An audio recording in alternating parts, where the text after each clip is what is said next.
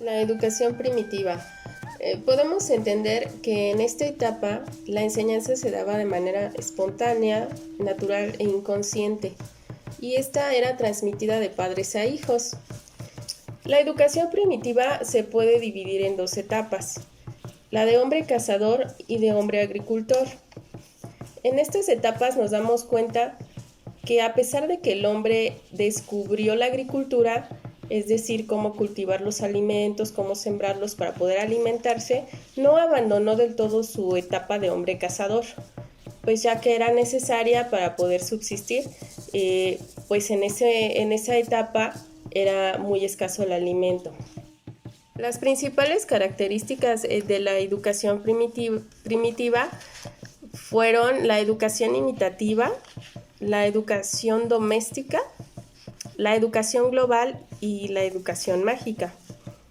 En la educación imitativa, prácticamente el joven pues hacía lo que los adultos o lo que veía que hacían los adultos, como la rutina diaria, tanto al momento de cazar, de pescar, de sembrar, es decir, él iba viendo y visualizando cómo era el proceso para vivir y pues lo imitaba de la misma forma.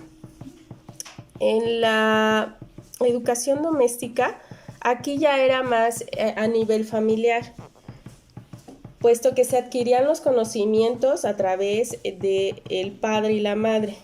Aquí los jóvenes iban adquiriendo pues las costumbres y las ideas religiosas y los ritos y pues la mentalidad propia de pues la sociedad a la que pertenecían.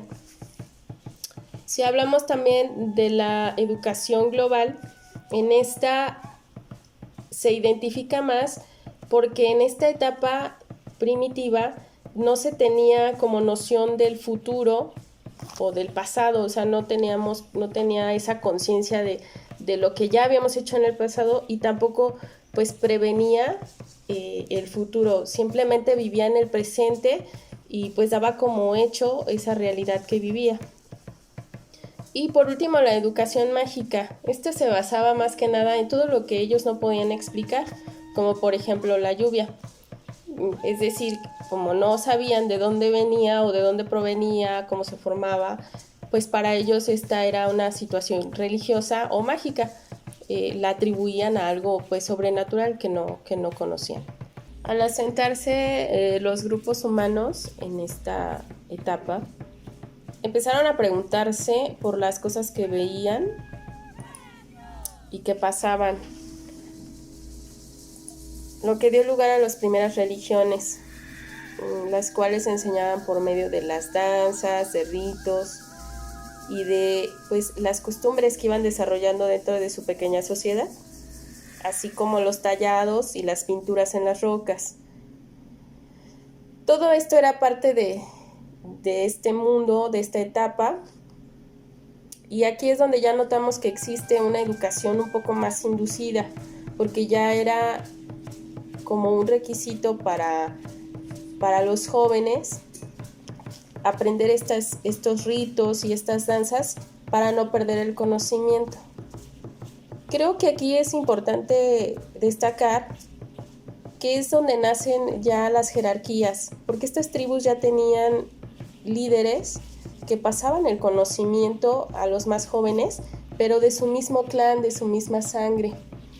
¿Por qué? Porque ese conocimiento era muy valioso para ellos, pues así se conservaban las tierras y el poder del hombre sobre el hombre. Pues este sería lo que yo entiendo sobre la educación en la edad primitiva y pues muchas gracias.